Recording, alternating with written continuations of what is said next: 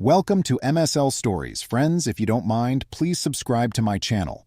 I have a dream of 1,000 subscribers. Thank you. Let's start the story. For some background, I'd been married to Felicia for 14 years. She is 37, and she used to manage events at a local nonprofit. We have 2 children, Isabel, who is 12, and Peter, who is 8.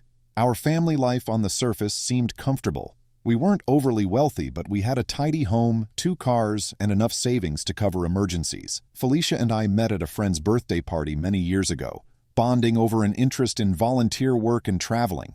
She had a generous spirit and a lively sense of humor, at least back then. My best friend from childhood, Gregory Powers, is 41. He took a different path. He joined the Marines right out of high school, served for a few years, and when he returned, he started a fitness apparel business. Over the last decade, Gregory's business grew into a national brand, making him a millionaire. He has always been open-handed with his money, never flaunting it, but it's impossible not to notice the difference when someone's home is a sprawling estate instead of a cozy suburban house. That evening, I was finalizing a quarterly report for an important client. Felicia said she would put the kids to bed, then join me in the living room for a movie. I was anxious to wrap up my work, so I welcomed the break. As I saved my final calculations and closed my laptop, I noticed Felicia sitting on the couch, gazing at her phone with a guilty expression. When I asked if everything was all right, she locked the phone, slid it onto the coffee table, and gave me a half-hearted nod. I normally wouldn't pry, but the tension in her eyes made me uneasy. We had been drifting apart over the past few months. Her schedule became erratic, with late-night excuses like, "I'm going over event details with the team," or "a colleague needs help finishing a project." Although I noticed a shift in her attitude, I chose not to dig deeper, hoping to keep our relationship calm. Maybe I expected her to tell me if there was a serious problem. I had barely begun to relax when my phone buzzed. Gregory's name flashed on the screen, which felt both comforting and odd, because he rarely called that late. I remember glancing at Felicia, seeing her face turn tense. I stepped into another room to answer. Gregory's voice echoed with concern. He asked me questions about how my marriage was going, whether Felicia and I were talking openly about finances, and if I sensed any major trouble. I tried to laugh it off, but he wasn't amused. He told me he'd heard rumors that Felicia might be seeking something else in her life, something that could involve him. I felt a sudden wave of confusion. He insisted that I call him back if I had any questions. Then he said goodnight and hung up. As I returned to the living room, Felicia pretended she hadn't heard the conversation. She continued scrolling through the streaming platform, deciding on a movie. It took me a moment to settle my nerves. Part of me wanted to confront her, but another part wanted to figure things out carefully. So I sat down, pretending nothing was wrong, and tried to focus on the film. My heart was pounding the entire time, and I recall Felicia barely paying attention. Her eyes kept darting to her phone. The perfect facade shattered. I decided to ask Felicia outright about Gregory, though subtly. I made a casual comment about how he seemed concerned when he called. She paused the movie, set her phone aside, and studied me. Then, with a feigned calmness, she changed the subject to our monthly budget. She said her event management contracts weren't bringing as much money as she'd hoped. She mentioned Gregory's business expansions and spoke admiringly of his success. I spotted an uncomfortable excitement in her face, something like hunger. It was clear that she had been comparing my life to his, but I tried not to jump to conclusions. I told her if she felt stressed about finances, we could review the budget and see if we needed to make any adjustments. Her response was lukewarm. She nodded and unpaused the movie, as if my words had bounced off an invisible shield. After the film ended, she went to bed and I sat there, replaying Gregory's cryptic phone call in my mind. Sometime around midnight, I found myself pacing around the living room, studying our family photographs on the wall. I saw pictures of us at a lakeside cabin, at the kids' school events, and so many holiday moments. They all felt like illusions. The discovery and fallout. Curiosity got the best of me that night. I know it's not admirable, but I decided to look at our phone bill. Felicia's number showed frequent calls and text messages to a single contact, identified by initials that didn't match anyone I knew. The call durations were long, often late at night. I tried to reason with myself. Maybe it was a work colleague. Still, Gregory's earlier questions kept ringing in my head. The next day, while Felicia was out running errands, I accessed her laptop. She normally kept it password protected, but she had once told me the code because I occasionally printed some documents. The evidence appeared almost immediately, a cluster of emails to that same set of initials. They weren't downright scandalous, but they were intimately charged. She complained about my lack of ambition, pointing out that I didn't have Gregory's drive. She kept talking about a future full of travel and luxury, something she believed was out of reach with me. My chest felt cold. I felt a powerful urge to keep looking, so I searched older messages. It turns out these communications began months ago. They often revolved around how to bridge the gap between her current life and the life of her dreams. That same afternoon, Felicia came home with shopping bags and an air of detachment. I said nothing about the emails. Instead, I sent a text message to Gregory. "We need to talk." Within minutes, he replied. He proposed we meet at a local park to avoid drawing suspicion. Later, as I drove to meet him, the sun was beginning to set behind a row of oak trees. Gregory was waiting by a bench, wearing a black running jacket and looking uneasy. He told me what he had heard directly from Felicia. She approached him during a recent charity event, hinting that she believed he was romantically interested in her. She claimed that if I didn't start matching Gregory's financial status, she would have to make a choice for her own future and that of the children. Gregory told her firmly that he would never go behind my back, especially since she was obviously leaning on his wealth rather than genuine affection.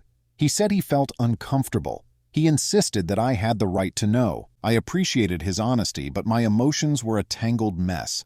Part of me felt betrayed by Felicia for her readiness to replace me, and another part felt a sting of embarrassment that she had dragged Gregory into this. He had no interest in a relationship with her. I saw in his eyes that he felt sorry for me, and that sympathy almost made me angrier, though not at him. Something was unraveling in my life, and I wasn't sure how to handle it yet. The role of an ally. I confided in one person besides Gregory, my colleague Nadia, a 39-year-old project manager at my firm. Nadia and I often collaborated on software rollouts, and she was known for giving sober advice. When I explained the situation, she listened carefully, occasionally scribbling notes on a pad to collect her thoughts. Nadia suggested that I gather as much proof as I could before confronting Felicia. She said if Felicia was serious about leaving for money, I needed to be ready for a legal battle, including custody arrangements. Nadia knew a reputable divorce attorney who specialized in situations where finances played a big role. I heeded Nadia's advice. Over the next couple of weeks, I collected texts, emails, and phone records. I also made sure to consult a financial planner. I needed clarity on our shared assets, bank accounts, the mortgage, and other obligations. I tried to be subtle around Felicia, though she must have sensed a difference in my demeanor. She would occasionally ask if everything was all right, or give me a strange look when I started securing my own financial documents. We still slept in the same bed, but our interactions were superficial. I felt the temperature dropping between us. Maybe she was internally justifying her plan. Confrontation and revelation. One Friday night, when I knew the kids were at my parents' place, I brought everything to the surface. Felicia and I were in the kitchen. I placed a printed stack of emails on the dining table. She glanced at them and recognized what they were within seconds. She froze in place, her breathing shallow, her fingers trembling as she touched the top page. I asked her if she intended to tell me about her plan to chase a wealthier partner. She stammered, claiming it was just a fantasy, that she never really meant to go behind my back. She said she still loved me, but she was anxious about our future. She insisted Gregory must have misunderstood her words. There was no love left in her tone, just panic at having been discovered. After a few minutes of strained silence, she broke down and admitted she'd held Gregory in high regard for a while. She thought that with him, she could have the comforts I couldn't provide. She went so far as to say that if I didn't match his level of success, she would have no choice but to move on to a better option. Before I could respond, she made an attempt to twist the story, claiming it was my fault for not taking more professional risks. I laid it out bluntly. I wanted a divorce. She looked stunned. She started talking about the kids and about how she didn't really want to walk away from our life, which I found deeply hypocritical. The moment the words "I want a divorce" left my mouth, she tried to backpedal, but my choice was final. I no longer wished to keep a marriage based on convenience. She began to protest, claiming we should attend counseling, or that we should at least wait until the children were older. I recognized her sudden concern as an attempt to avoid the financial uncertainty that would follow a divorce.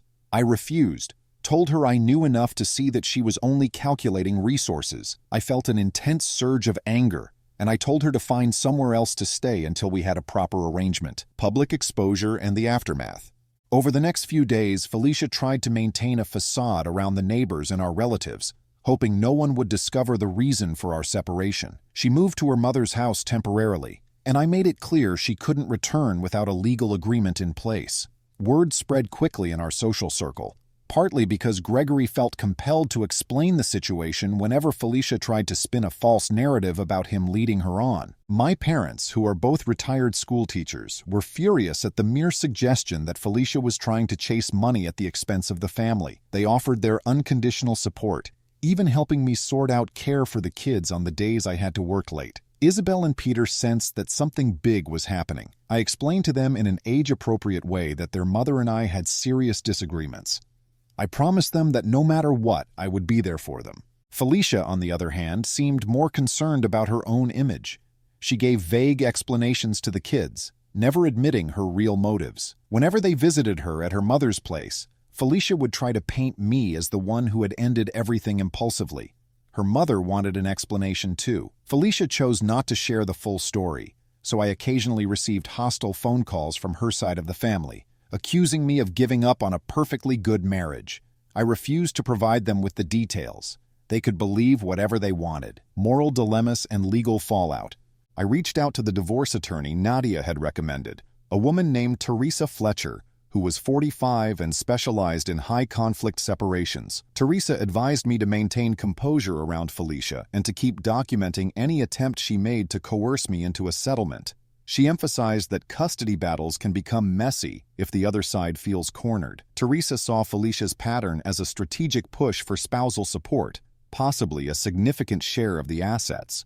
Teresa also warned me that Felicia might try to get me to say or do something rash. At this stage, it was less about heartbreak and more about orchestrating a plan. My goal was to protect my assets, ensure stability for the children, and serve a well-deserved lesson to Felicia. My frustration evolved into resolve. I wanted to make sure she faced the consequences of her duplicity. Espionage and high-stakes drama.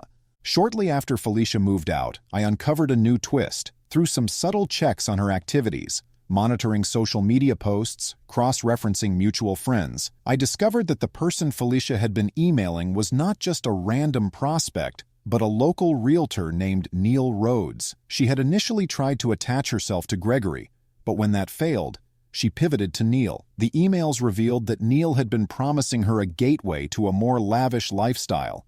He boasted about his commission checks and fancy dinners, and he seemed more than willing to step into Gregory's place. I felt a powerful jolt of anger reading Felicia's new messages to Neil. There she was, not merely disappointed in me, but actively seeking new financial prospects. She was operating under the assumption that if Gregory wouldn't accept her, then Neil, with his climbing real estate career, could be next in line. I filed away this information, recognizing it might be crucial in the upcoming negotiations. The children's perspectives.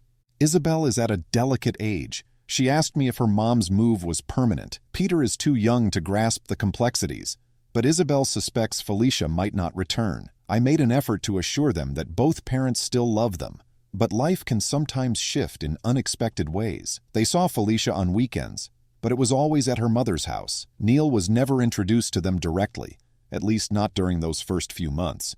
Felicia must have realized the optics of bringing a new man around so soon. Still, the kids could sense tension whenever Felicia talked about finances or living arrangements. I made sure to involve them in safer, more positive family activities whenever they stayed with me. We went to a nature park, built intricate Lego castles, and tried out some new cooking recipes. I wanted them to know that even though their mother and I were separated, our bond with them would remain strong. I owed them that much stability. Unexpected twists and the build-up to revenge. One afternoon, Felicia broke protocol by showing up at our house unannounced. I was in the middle of a conference call, so she let herself in. She walked around the living room, pointed at the furniture, then asked if she could have certain items because she felt they were hers. I told her we would go through the attorneys. She rolled her eyes, then abruptly asked if I would consider dropping the divorce. She said she could forgive my paranoia if we tried counseling. The audacity of her words stunned me. I told her I wasn't discussing such matters without legal representation. She shifted tactics and threatened that if I didn't reconcile, she would demand full custody to push me out of the children's lives. I realized she was cornered by her own financial constraints. Without my monthly income or Gregory's improbable involvement, she was suddenly less stable. I refused to bend. I reminded her we had attorneys for a reason, and I escorted her out of the house. After she left, I paced around the living room, mentally piecing together a plan.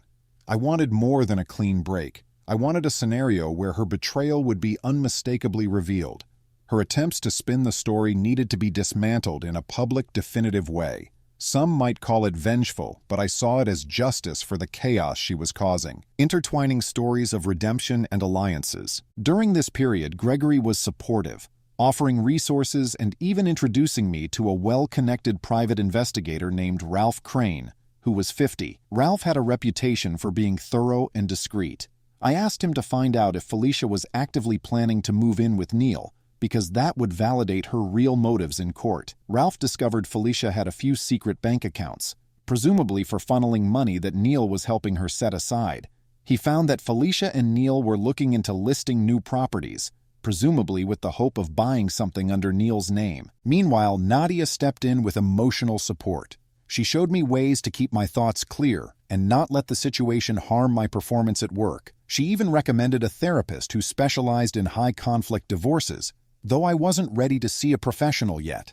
I appreciated her concern, but I was focused on my plan: public revelation and amplifying the consequences. The opportunity for public exposure arrived unexpectedly. Felicia planned an event for the nonprofit where she used to work, and she invited many prominent local figures. She was trying to keep face, presenting herself as the visionary event coordinator. Gregory and I ended up on the guest list too. Normally, I would have declined, but I sensed this could be a useful setting to reveal her true intentions. I collaborated with Gregory and Nadia. We decided that if Felicia tried to present a false narrative at the event, we would make sure the truth emerged. We weren't going to create a scene, but we would respond calmly if she tried to spin anything. Gregory prepared a few statements he could share if cornered about the rumor that he was involved with Felicia. Nadia would stand by in case Felicia's version of events veered into defamation territory. On the evening of the event, I wore a dark gray suit and arrived slightly early. I spotted Felicia talking to guests, greeting them as if everything was perfect. Neil stood nearby, smiling at her, occasionally placing a hand on her shoulder. She wore a shimmering white dress, projecting an image of polished confidence. Halfway through the event, Felicia took the microphone to thank the attendees. She gave a speech about commitment and community support. It was an odd experience watching her posture as a person of deep integrity. Then, with a rehearsed smile, she introduced Neil as a valued partner in her philanthropic endeavors. Gregory and I exchanged a glance. She must have noticed me in the crowd because her face tightened momentarily. She recovered and continued her speech, praising the generosity of successful people, naming Gregory as an example. She added that certain individuals in my life have been a source of personal growth. Gregory stepped forward, took the microphone, and gently corrected her, stating that there had never been, nor would there ever be, any romantic connection between them. He emphasized that he respected her family, my family, and would never betray it. The room went silent for a few seconds. Felicia's expression changed from calm to panic. After the speech, small clusters of attendees gathered, whispering about the awkward moment. I joined a group conversation where Felicia was trying to laugh it off, but the tension was palpable. Neil tried to steer the topic back to business, but people looked skeptical. That night didn't descend into a brawl or shouting match, but it was clear to everyone that Felicia's stories were inconsistent. The facade she had been crafting started to crumble before a sizable audience. Revenge set in motion. The divorce proceedings resumed shortly after. Our attorneys exchanged calls, and Felicia's side tried to push for a large spousal support figure. She claimed that I had forced her out of the home and that she had limited earning potential. The reality was that she had been actively seeking bigger financial fish. We had the evidence. My attorney Teresa compiled emails, phone records, and statements from Gregory that highlighted how Felicia was maneuvering to secure money from different angles. It was enough to counter any claim that she was abandoned or lacking the means to support herself. Privately, I decided to take matters into my own hands and ensure she felt the consequences. I arranged for the private investigator, Ralph, to discreetly contact Neil's real estate brokerage. The goal was to reveal Felicia's history of searching for a wealthier partner, along with her ongoing divorce situation. Ralph provided emails where Felicia criticized Neil's financial status, saying she wasn't entirely sure he could provide what Gregory wouldn't. That included direct quotes from conversations she had typed out. It painted a clear picture of someone who was constantly angling for a bigger slice. Although it wasn't illegal, it was deeply unethical. Word reached Neil's boss, who disliked negative publicity. As I expected, the brokerage was alarmed by the possibility that Neil was mixing personal affairs with clients in a way that might tarnish their reputation. Neil found his position in jeopardy. Felicia had unwittingly jeopardized her new partnership by revealing her shallow intentions in writing. Once Neil realized that Felicia had been looking at him as a financial stepping stone, he distanced himself. The unraveling of their alliance was swift, confronting a manipulative third party. I didn't particularly care about Neil personally, but I wanted to ensure Felicia lost that fallback. Neil tried to contact me, hoping to confirm some of the details. He was worried that Felicia might sue him or blame him for the breakdown of her marriage. I agreed to meet him at a local coffee shop, not to offer him any sympathy, but to confirm my side of the story. Neil, who is 38, sat there stirring his coffee, visibly shaken. He claimed he had no idea Felicia was orchestrating multiple angles. I handed him a folder of copies of Felicia's emails, the same ones my attorney had. I told him it was best for him to keep his distance because she was currently in a contentious divorce, and any involvement might damage his career further. He nodded, thanked me for the information, and left. As I walked out of that cafe, I felt a sense of satisfaction. For someone who had tried to hijack my life for her ambitions, Felicia was now facing the destruction of her carefully laid plans. Justice and revenge executed.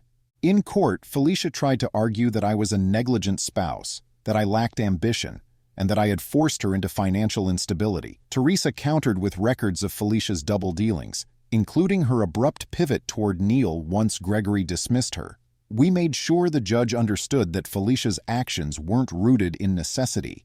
They were deliberate manipulations to elevate her own financial standing at the cost of her family. The judge granted me primary custody of the children, partly because I demonstrated a stable environment, and partly because Felicia's manipulative behavior and inconsistent living situation raised red flags. Felicia was ordered to pay a small portion of child support, an unusual outcome, but not impossible if the court finds the spouse had financial resources or earning potential that was underutilized. The settlement also protected the bulk of my personal assets, including my share of retirement savings. Felicia walked away with a modest settlement based on our initial marriage contract, but it was nowhere near the windfall she had expected. My revenge wasn't about destroying her life. It was about ensuring she reaped what she had sown. Her betrayal was exposed, her reputation took a serious hit, and her new relationship prospects evaporated the moment Neil realized she was exploiting him. The final gavel felt like the sound of closure. I saw her in the hallway outside the courtroom. She locked eyes with me, pleading, but I merely shook my head and walked away. I owed her nothing more. Unlikely alliances and small-town dynamics. What happened next took me by surprise. In the midst of the scandal, an unlikely group of neighbors and colleagues reached out to offer help with childcare and emotional support. I'd always prided myself on my independence, but seeing people come together to protect the kids and ensure I had time to handle court matters was uplifting. Even some of Felicia's friends from the nonprofit quietly expressed understanding, as they had grown tired of her entitlement. It was unusual to watch a community rally behind me, especially since in many divorces, neighbors remain neutral or become distant. Because we live just outside Kansas City, news travels through social circles fairly quickly. Some of it was gossip, but enough of it was factual. I didn't have to spin anything to clear my name. Felicia's own words and actions took care of that.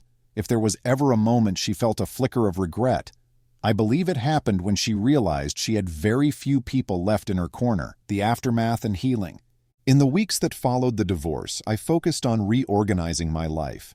I rearranged the house so it felt less haunted by shared memories. I sold a few pieces of furniture that carried unwelcome associations, replacing them with simpler items. I managed to keep my job performance steady, thanks in part to Nadia's help. My parents took turns hosting the kids on certain days, which gave me time to balance work and personal errands. Isabel and Peter started adjusting to the new normal. They recognized that I was fully present, consistently picking them up from school, helping with homework, and planning fun weekend activities. Felicia, from what I gathered, tried to salvage her professional image. She no longer worked with that nonprofit. She took on a freelance event management gig, but her reputation for chasing wealth followed her. I heard rumors that she was struggling to find a stable position and that her mother was getting tired of her presence at home. Part of me felt a twinge of pity, but I swiftly reminded myself of everything she had done. She made her choices and they came with consequences. Symbolism and themes. During this transitional period, I took off my wedding ring and placed it in a small box on the top shelf of my closet. That box also contains my father's old wristwatch, a keepsake from the day I turned 21. In a way, sealing away the ring next to that watch represented closing one chapter of my life while preserving meaningful artifacts. The watch symbolizes family heritage and reliability, whereas the ring symbolizes a bond that no longer holds meaning. Every so often, I'd look at that box, but I never felt an urge to open it. New beginnings and closure. Months passed, and I saw myself becoming more at ease. Isabel and Peter seemed happier. They no longer tiptoed around the tension that used to cloud our home. I dove deeper into my work, leading a significant project that brought our firm new clients. My efforts earned me a promotion, ironically increasing my income to the very level Felicia once claimed I was incapable of reaching. A well-paying opportunity arrived exactly after I had liberated myself from her toxic influence. Gregory and I remained close, and we occasionally reflected on how close Felicia came to dismantling our friendship. He admitted he was relieved to see me stand my ground, praising me for the meticulous planning that protected my interests and exposed Felicia's plan. Nadia and I, meanwhile, shared a sense of respect that grew from handling stressful projects and personal challenges together. We became good friends, though neither of us wanted to rush into any deeper relationship right away. I ended up purchasing a small lake cabin where the kids and I could spend weekends away from the city. Standing by the water, fishing rods in hand, I felt a refreshing calm. The children ran along the shore, skipping stones and laughing freely. Life was transforming into something fulfilling, a renewed focus on my own principles, family, and the future. Even if the betrayal had scarred me, it also propelled me toward a more authentic path. Felicia's last-ditch attempts to contact me came through text messages. She spoke of rehashing old times, but I ignored them. She tried to schedule a family dinner to talk about where we went wrong, but I refused to indulge in her revisionist perspective. By then, everything had been settled in court, custody was stable, and the kids seemed content with the current arrangement. There was no reason to reopen those wounds. The final piece of my revenge was the knowledge that Felicia had nowhere else to direct her schemes. Her illusions of a luxurious new life dissolved the moment Gregory rejected her, and Neil realized the depth of her manipulation. Her former acquaintances saw the real face behind the event coordinator's public smile, and in the end, she was stuck with the outcome she had tried to avoid, an ordinary life, minus the trust and comfort she once enjoyed.